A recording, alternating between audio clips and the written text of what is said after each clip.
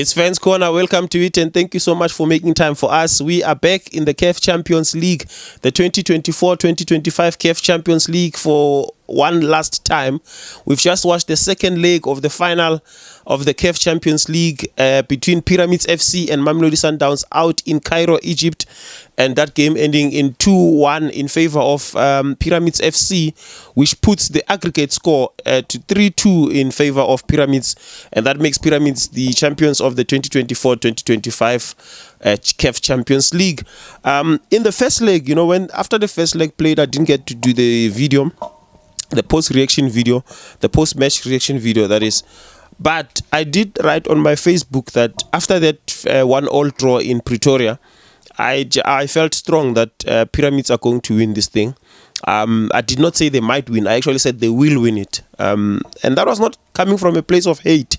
You know what I've said about Sundowns here. Yes, they are our rivals as Kaizer Chiefs and the likes, but you have to tell it the way you see it. Most of the time, I say things in favor of Sundowns because that's what I see. And what I said last week on my Facebook was that Pyramids will win the Champions League. That was after the first leg 1-1 draw. And before that, I was confident that Sundowns are going to blow these Pyramids away. That I felt that Sundowns were too strong. They had a bigger squad. They had the enough experience to actually push this thing aside, this Pyramids team aside. But after the first leg, I was it wasn't looking like Sundowns were going to win this game. Not because they are incapable, but because of the track record of Mamelodi Sundowns.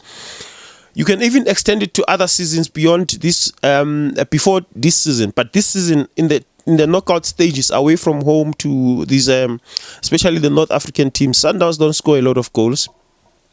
So what they needed to do in South Africa to stand a good chance to go to Egypt and actually come back with the trophy was that they had to keep a clean sheet. Because even if they had taken a clean sheet to Egypt, even without winning the game, even a 0-0 draw, I think Sundowns would have come back with the win out in Egypt today.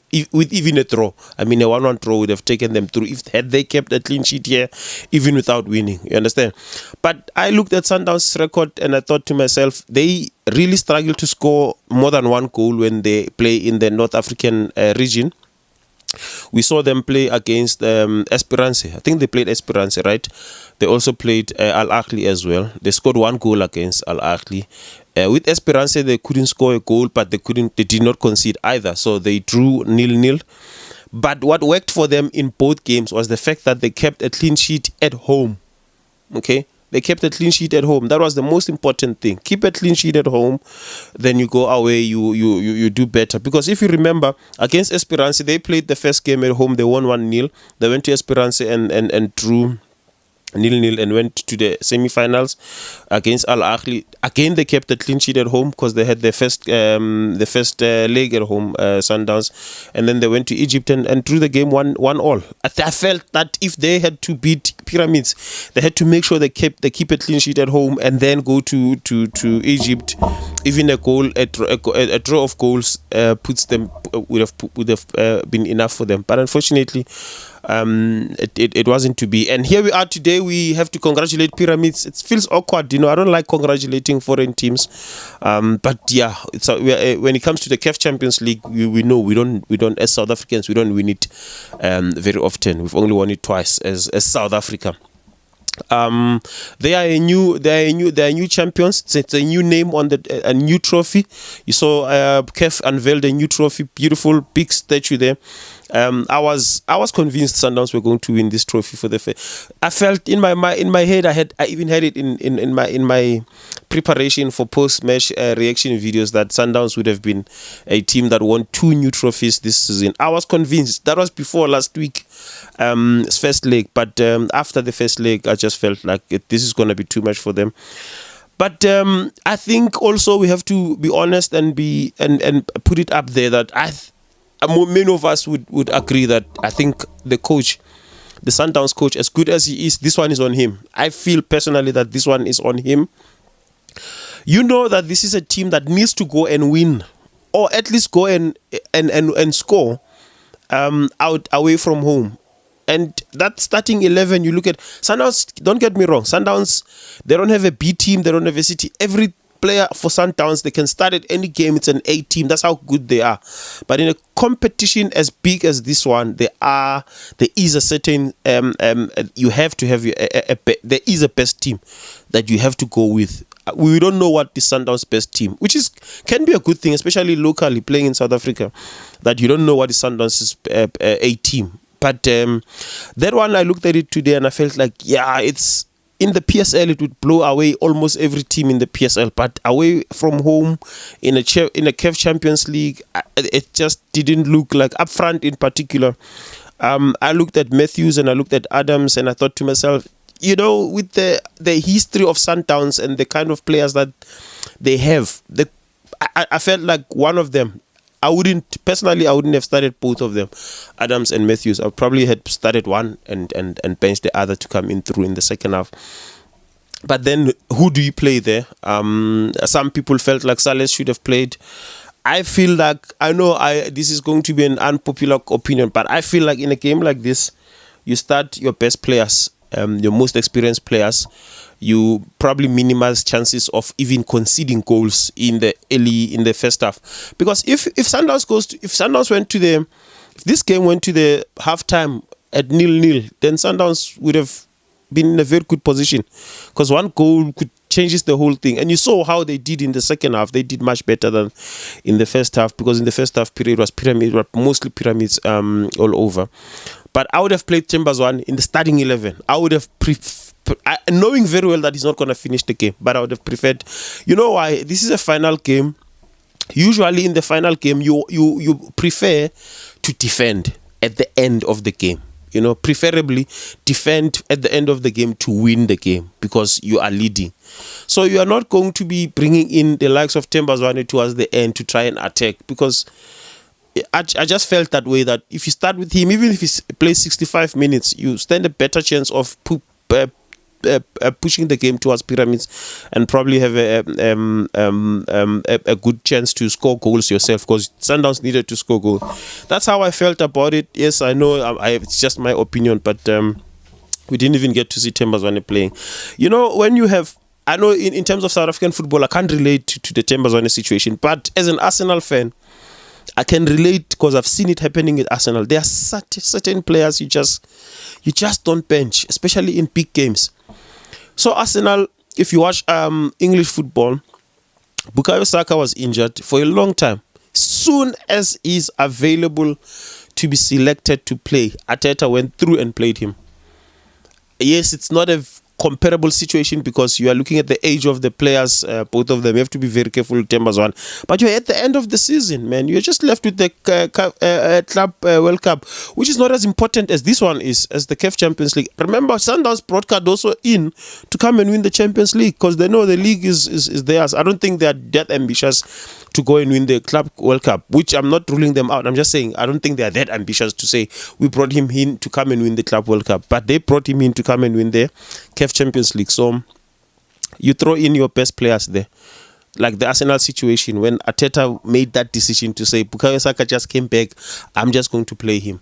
Yes, there's a first game, and so, but Zwane has been back for a number of weeks now. Unlike this Arsenal situation that I'm talking about, you play him. If he can't finish the game, it's fine. But you've thrown in your best and your strongest team there. Although that contradicts what I just said, that Sundowns does not seem to have an A team and so on. But there are those players that are capable of serious individual brilliance. I don't think Pyramids would have been able to deal with both Tembazwane and Ribeiro at the same time. I would have probably played both of them and throw the game to them, because you need to win. You can't afford to, massage these people. You have to go out there and win. So I think that's where the coach got it wrong. I'd like to hear from you. What do you think? What led to Sundowns losing the game? I think one, the coach got it wrong. Number two, let me say number one before the coach got it wrong. Number one, Sundowns lost this trophy in South Africa when they failed to keep a clean sheet. That's number one. Number two, when they had an opportunity to go and correct their mistake in South Africa, the coach got it wrong. That's how I feel. Which brings me to my next point, which is the last point. We know that Sundowns brought Cardoso to South Africa to come and win the Champions League for Sundowns. Mangoba was let go because of his performance in the Champions League, not because of the league. We know Sundowns are dominant in the league. What's the future of this coach? I'd like to hear from you, especially Sundowns fan. What do they want? Should they keep him, Cardoso? Should Cardoso stay and be given a full season to start from the beginning, his journey to the finals of the CAF Champions League? Or should Sundowns look for another coach who they feel can win this thing for them? Because we saw Mangoba was given very, very limited time to try and prove himself in the continental space because he couldn't finish the season. I'd like to hear from you. Okay, this is a coach that was brought to come and win the Champions League, and he couldn't win it. He came just one goal short, because had Sundowns scored the second goal, if it ended 2-2 today, then Cardoso wins. Cardoso becomes the hero, the last piece of the puzzle. Sundowns wins this thing. But today they couldn't score that second goal that should have won them the trophy. So what do you think about Cardoso? Should he stay at Sundowns, or should Sundowns start looking for a coach that can win them? Personally, in fact, let me not share my view personally, because last week I shared my views personally. People felt I was hating when I said Sundowns. I just put it out blatantly clear. Pyramids are going to win this thing. That was after first leg, and that was, based on the history of Sundowns in this thing, and it had nothing to do with my feelings towards the team. But I'd like to hear from you. What do you think? What's the future of Cardoso for Sundowns? Because we know if he stays, he's probably going to win the league again. Any coach who comes to Sundowns will probably win the league next season and the next season after that. But now we know Sundowns are not really interested in the league. They're actually hunting for continental glory. So if they let go of Cardoso, who then takes over from Cardoso? Who is the most capable coach to actually take Sundowns to the continental glory once more?